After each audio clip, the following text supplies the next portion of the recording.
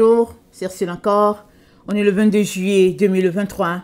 Alors, je viens sur la trompette aujourd'hui encore et je viens proclamer le retour de notre Seigneur Jésus-Christ. Amen, alléluia, soyons tous bénis. Soyons remplis de sa joie. Amen. Alors, ne juge pas et tu ne seras pas jugé. Amen.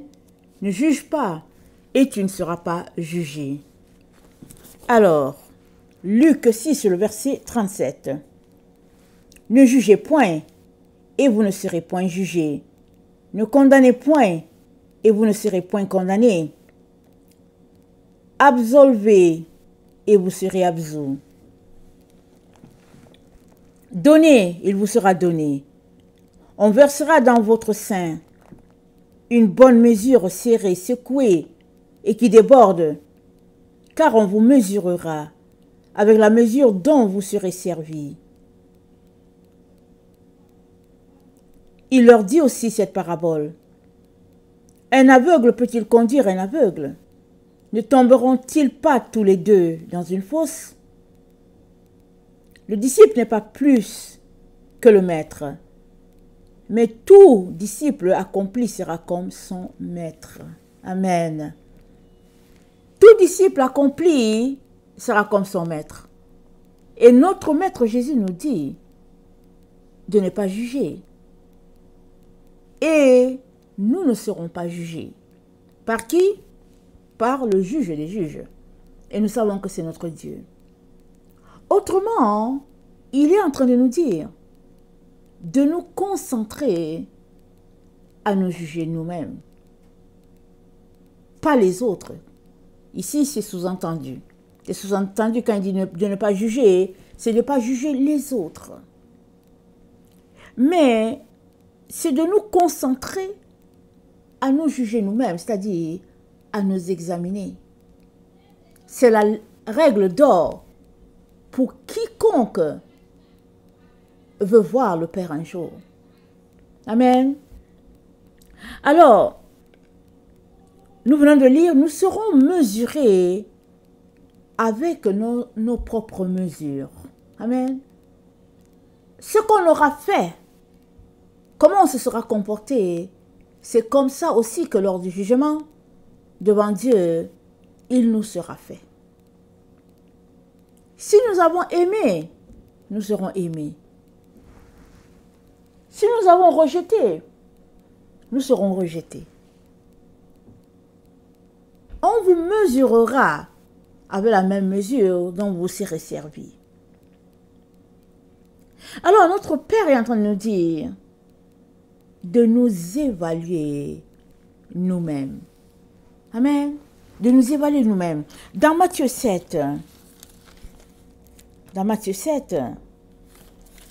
au verset 1, il est dit ceci. Ne jugez point afin que vous ne soyez point jugés.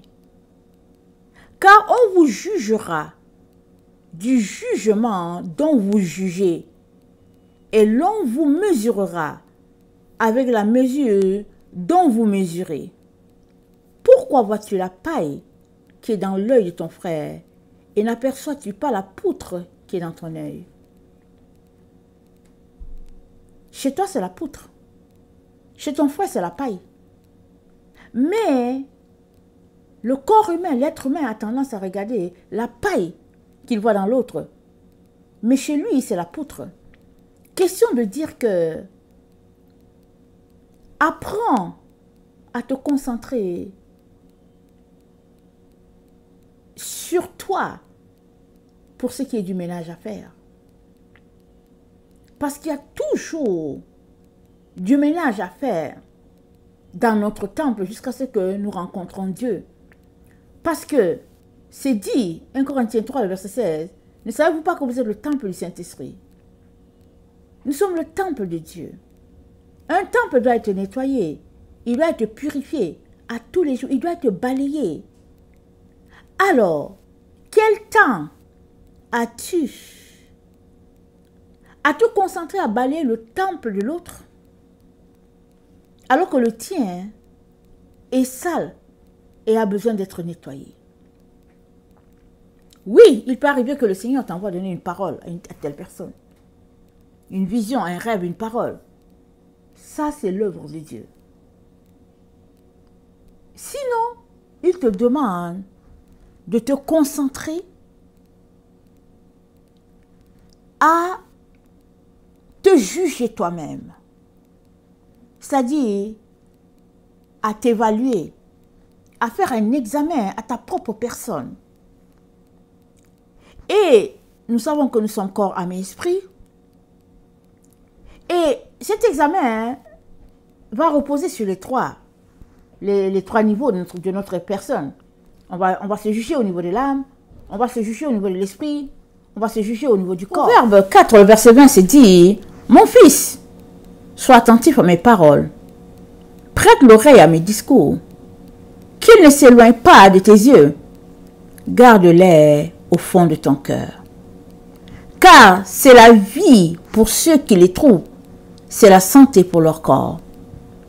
Garde ton cœur plus que toute autre chose, car de lui viennent les sources de la vie. » Les sources de la vie viennent de ton cœur. C'est quoi ton cœur? Ton cœur sont tes entrailles.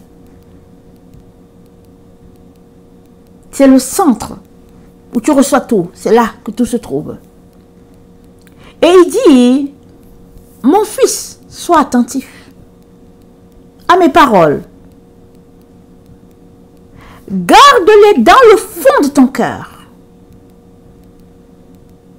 C'est-à-dire, examine ton cœur. Cherche tes profondeurs, dans tes profondeurs. Questionne Dieu sur ta propre personne. Alors que tu es en train de chercher à te vider de tes saletés, tu rencontreras Dieu. Amen. Tu rencontreras Dieu. Parce que tes déchets, excusez-moi le terme, tes déchets sont ceux qui te cachent Dieu. Ils sont ténèbres. Ils sont opaques. Ils sont brouillards. Ils sont confusion. Si tu t'entraînes tous les jours à les ôter, mais ta source va devenir limpide. Dans Proverbe 5, le verset 18, c'est dit,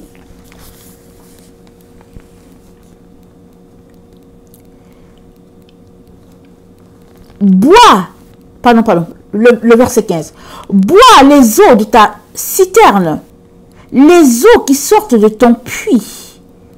Tes sources doivent-elles se répandre au dehors? Tes ruisseaux doivent-ils couler sur les places publiques?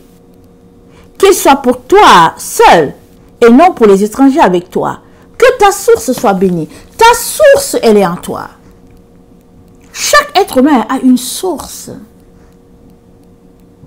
Jésus-Christ a dit à la femme samaritaine, si tu crois en moi, de toi jailliront les sources de la vie. C'est-à-dire, la vie, le bonheur, la joie ineffable, la félicité, la satiété, tout cela émanera de toi. Et ça va juste te faire comme un jet d'eau. Amen. Comme un jet d'eau. Et ça va contaminer tout autour. Mais il lui a dit, bois les eaux que je t'ai données. Si tu buvais l'eau que je te donnerais, cette eau-là produirait en toi une source qui jaillirait. Donc, ce n'est pas toutes les eaux qui font jaillir cette source-là. Il y a les eaux polluées, les eaux sales, les eaux stagnantes. Mais la véritable source d'eau qui est Jésus-Christ, elle va te connecter à l'éternité. On l'a vu ces derniers temps. Mais toujours est-il que pour que tu te concentres à faire jaillir la source qui est en toi, tu ne peux pas avoir le temps pour aller juger les autres. Ce n'est pas possible. Soit tu obéis à Jésus, tu fais ce qu'il t'a dit de faire, c'est-à-dire de te juger toi-même, soit tu vas juger les autres. Et alors que tu choisis la deuxième solution, que tu vas juger les autres, tu es en train de désobéir à Dieu. Parce qu'il ne t'a jamais envoyé juger les autres. Mais qu'est-ce qui se passe souvent dans nos différentes vies? Ce qui se passe dans la vie, dans la tête de plusieurs personnes, c'est que elles n'ont pas de péché. Amen. Elles n'ont pas de péché. Elles sont chrétiennes, elles sont anciennes, diacres, chantent à la chorale, prédicateurs, et puis soutiennent les œuvres, les missions. En tout cas, ils ont une bonne carrière, ils sont bien renommés, bien reconnus par la société, les voisins, le club des amis. Tout le monde nous aime. Alors, conclusion, on est bien. On n'a pas besoin de se remettre en question. Ce sont les autres qui ont un problème, pas nous. On va à la réunion de prière, au lieu de prier pour nous, on prie pour les autres. On expose les autres. On dit, ben voilà, il y a tel problème là-bas. Mais nous, on n'en a pas. Parce qu'on est bien. Et dans Proverbe 21, le verset 2, voilà ce qui est dit. Proverbe 21, le verset 2.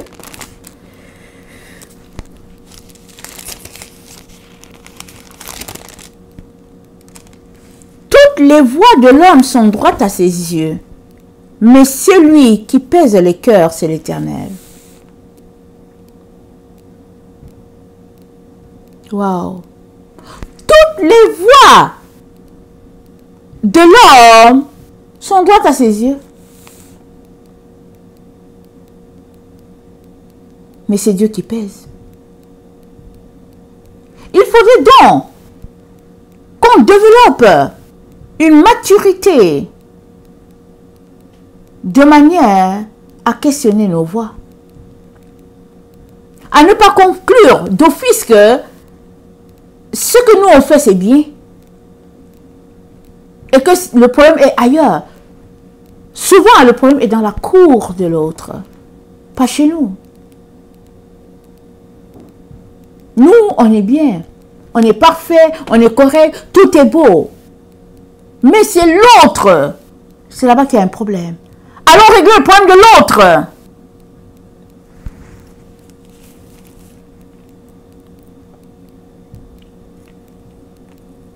Romains 14, le verset 13.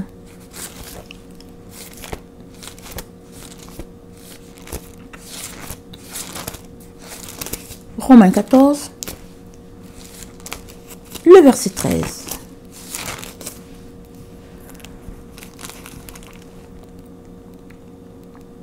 Ne nous jugeons donc plus les uns les autres, mais pensez plutôt à ne rien faire qui soit pour votre frère une pierre d'achoppement ou une occasion de chute. Ne sois pas une pierre d'achoppement pour ton frère. C'est-à-dire, au lieu de te concentrer, allez juger, il a fait ceci, il a fait cela, il a fait cela. Organise-toi pour ne pas placer des pièges sur son chemin. C'est-à-dire, organise-toi pour l'aimer, pour poser des actes d'amour. Au lieu de plutôt fouiner dans sa vie pour savoir qu'est-ce qui se passe là-bas. Matthieu 12, 36.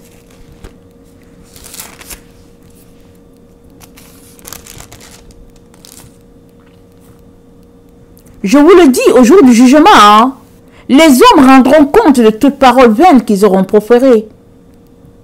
Car par tes paroles, tu seras justifié. Et par tes paroles, tu seras condamné. Au jour du jugement, on va rendre compte de toute parole vaine. Mais si on se concentrait à nous juger nous-mêmes, on se donnerait la note qu'il faut. Notre Seigneur Jésus a été jugé. par les autorités de la terre. Ils ont dit qu'il était coupable. Et à cause de sa faute, il méritait la mort. Il a été jugé, il a été condamné, il a été cloué. Alors qu'il était sur le bois, il y avait un qui avait une haute opinion de lui. Il a passé son temps à insulter Jésus, comme les autres. Il ne s'est pas regardé. Il a insulté Jésus. Mais il y avait un autre qui était à côté. Il a regardé la misère de son âme. Il s'est regardé dans sa misère. Et il a dit, aie pitié de moi, Seigneur. Aie pitié de moi. Et Jésus-Christ lui a dit, aujourd'hui même, tu seras au ciel avec moi. Aujourd'hui. La différence entre les deux, c'est que il y a un qui s'est jugé. Même à la dernière minute de sa vie, il s'est jugé. Et il s'est donné la note qui lui allait. Il a vu peut-être qu'il méritait 1 sur 20. Et il a dit, Seigneur, aie pitié de moi. Il y a quelqu'un d'autre à côté qui s'est jugé. Peut-être s'est-il donné 19 sur 20. Peut-être s'est-il donné 20 sur 20. Mais qu'il est-il qu'il a insulté Jésus. Mais c'est l'autre. C'est le misérable. C'est lui qui a été justifié. Pas celui-là qui avait une haute opinion de lui. Et le Seigneur s'attend à ce que tous les jours, on puisse se juger et se donner une note. Et seul celui qui se juge à tous les jours peut venir faire le bilan de sa journée et dire, Seigneur, pardonne-moi. J'ai péché ici. Ici, ce que j'ai fait, ce n'était pas correct. Aide-moi à m'améliorer. Je veux te ressembler. Mais celui-là, qui n'a pas de péché, quel bilan va-t-il faire? Il n'a pas de bilan. Il est correct sur tous les plans. Il est juste. Il n'a aucun problème. Il peut venir dire à Jésus, merci pour la journée, Seigneur. Merci pour la bonne nourriture que tu m'as donnée. Merci parce que tu prends soin de nous, tu nous aimes. Bonne nuit, Seigneur. Il peut dire ça. Il n'a pas de péché, il est correct. Mais c'est celui qui se juge, qui est capable de regarder sa propre misère et de dire, je ne suis pas digne de lui. Je ne mérite pas d'être appelé enfant de Dieu. C'est ça que le fils prodige a fait. Il a dilapidé tout l'argent de son père. Il était insolent. Il voulait vivre comme le monde. Il a pris l'argent, il est parti, il a tout dilapidé. Mais la Bible nous dit, là-bas, il n'y avait plus rien. Il voulait même manger un tue de porc. Il n'y en avait pas. Il est rentré en lui-même. Il a dit, mais dans la maison de mon père, il y a beaucoup de ces choses-là. Il dit, je vais retourner. Je vais dire à mon père, Père, j'ai péché contre toi. Je ne suis pas digne d'être appelé ton enfant. Traite-moi comme ton serviteur. C'est ça qu'il a fait. Si t'en dit, si t'en fait. Pourquoi? Parce qu'il s'est jugé. il s'est évalué. Et il a vu que il ne méritait pas d'être appelé l'enfant de ce monsieur-là. Il est retourné, demandé pardon. Et la Bible nous dit, son père avait les yeux sur la route. Son père l'a vu et il a couru pour l'embrasser. Et il lui a donné une belle robe, il lui a donné une bague et tout. Mais, quelle est la relation que tu as avec ta propre personne? Quelle est ton évaluation de toi-même? Comment la fais-tu? Ou bien, la fais-tu seulement? Ou bien, l'as-tu déjà fait un jour? Et tu es encore accroché à leurs mensonges, te disant que tu es sauvé par grâce, tu n'as besoin de rien. Seul celui qui s'évalue, qui s'examine, peut dire, je mérite 5 sur 20. Je mérite 2 sur 20. Parce que je ne l'ai pas du tout. Tu ne peux pas te retrouver devant Dieu et être déclaré juste si tu ne passes pas une évaluation de ta propre personne alors que tu es là sur la terre. Tu ne peux pas. Parce que alors que tu choisis de t'évaluer, le Seigneur va t'aider à aller dans tes profondeurs. Il va t'aider. Il va t'envoyer aussi profond que possible. Tu vas voir ta misère. Tu vas voir ta honte. Tu vas voir qui tu es au fait. Et tu vas dire, Seigneur, au secours.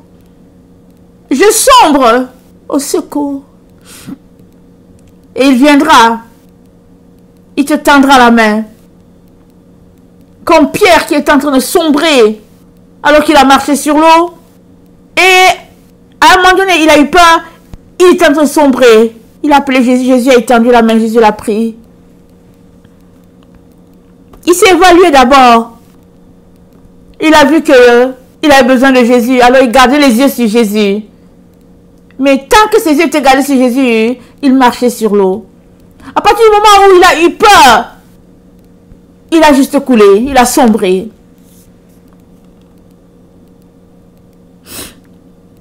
Si tu ne te juges pas, tu ne pourras pas faire ce que Jésus-Christ a pour toi. Parce que quand tu te regardes, tu vas toujours trouver que tu n'as aucun problème. Tu es le meilleur. Tu es au top. Tu es correct. C'est les autres qui ont un problème. Prions pour eux. Intercédons pour eux. Les autres. Mais toi, tu n'en as pas. Mais jusqu'à ce que tu entres en toi-même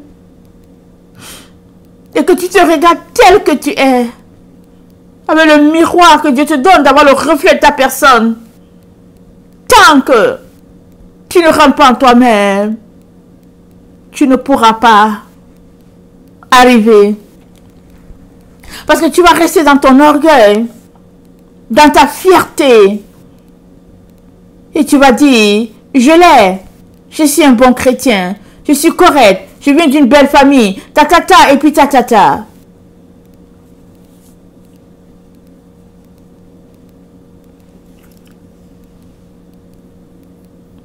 Dans Jacques 12, dans Jacques 4, le verset 12, excusez-moi.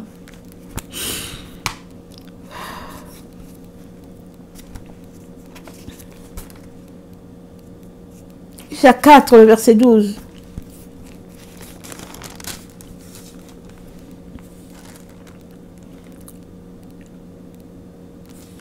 Un seul est législateur et juge.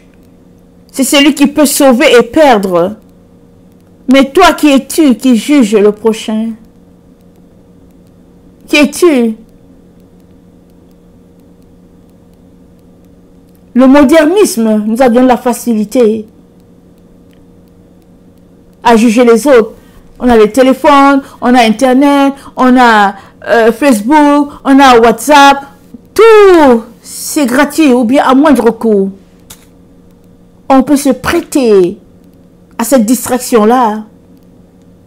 Mais cette distraction qu'on apprécie du moment, c'est un gros péché qui peut te séparer à tout jamais de Dieu. À tout jamais.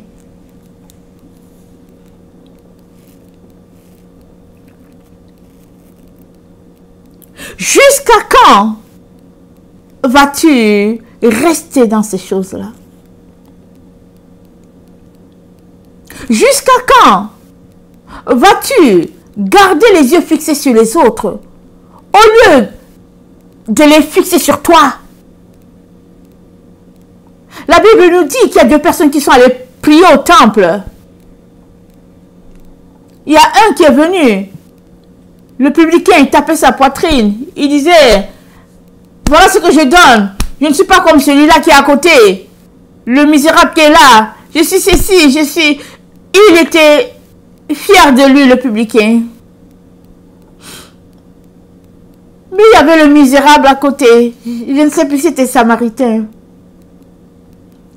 Il a dit, aie pitié de moi, Seigneur. Je ne suis pas digne. Aie pitié de moi. La Bible nous dit, celui-là qui a dit aie pitié de moi, c'est lui qui a été justifié. L'autre est sorti, la tête encore plus volumineuse.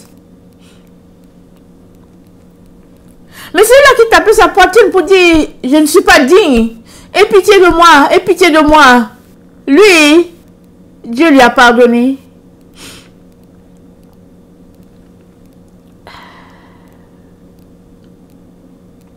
Combien d'enfants de Dieu sont déversés chaque jour en enfer, loin de Dieu, juste parce qu'ils ne font pas ce petit examen-là. Ce petit examen de s'arrêter sur sa propre personne et de porter un jugement sur qui tu es. Souvent on dit qu'on n'a pas le temps, mais prendre le temps pour cette petite chose-là, ça va te préserver d'une éternité séparée de Dieu. Quel est le temps que tu crées pour te regarder, pour plonger le regard sur ta propre conscience? Alors que tu plonges le regard sur toi, Dieu va t'envoyer dans ton subconscient. Il va te montrer les ténèbres qui te tiennent captive. Il va te montrer l'illusion dans laquelle tu vis. Le mensonge qui te garde dans un labyrinthe. Il va te montrer les folies dans lesquelles tu es. Et qui fait que si tu ne changes pas, tu seras séparé de Dieu à tout jamais. Mais il faut que tu viennes faire ton examen. Parce que si tu ne viens pas faire l'examen avec ta propre personne, Dieu, il te regarde. Il a beau t'envoyer des rêves, des visions, des paroles.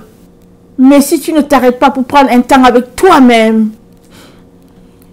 pour voir quelle est ta relation avec Dieu, mais tu ne te rendras pas. Même si on te dit que tu es sauvé par grâce, même si on te dit que tu n'as besoin de rien, même si on te dit que tu es baptisé, que tu parles en langue, que tu prophétises, si tu ne t'arrêtes pas pour prendre un temps avec Dieu, tu n'iras pas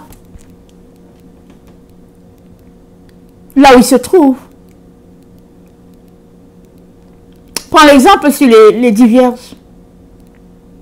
Il y a 5 qui avaient bâti leur intimité. 5 hommes n'ont pas développé leur intimité. Elles ont été appelées folles, insensées. Pourquoi? Elles n'ont pas eu le temps de remplir leur lampe. C'est à la dernière minute qu'elles se sont réveillées pour vouloir faire quelque chose. Mais il était trop tard. Ici où nous sommes, le Seigneur te dit, ne juge pas ton frère. Ne juge pas ta soeur. Juge-toi toi-même. Parce que alors que tu prends le temps pour juger les autres, tu es en train de perdre toute ton énergie à quelque chose à laquelle Dieu ne t'a pas appelé. Mais s'il t'a appelé à une chose, il t'a appelé à te juger toi-même. Ainsi, tu ne seras pas jugé. Parce que tu auras fini de faire ton jugement à tous les jours.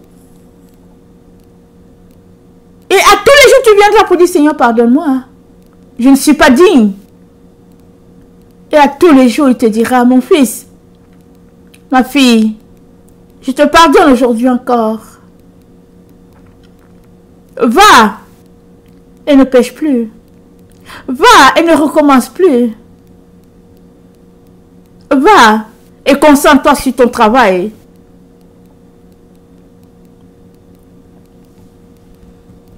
Car Dieu a tant aimé le monde qu'il a donné son Fils, son unique, afin que quiconque croit en lui ne périsse point, mais qu'il ait la vie éternelle. Dieu a donné. Et toi, as-tu accepté son don? Si tu n'as pas accepté, qu'attends-tu pour te donner toi-même à lui? Mais si tu t'es donné à lui, prends-tu le temps pour te juger toi-même? Des questions très simples, mais essentielles, pour que tu puisses rencontrer ton Père un jour. Que le Seigneur bénisse sa parole. Maranatha, Jésus revient. Amen et Alléluia.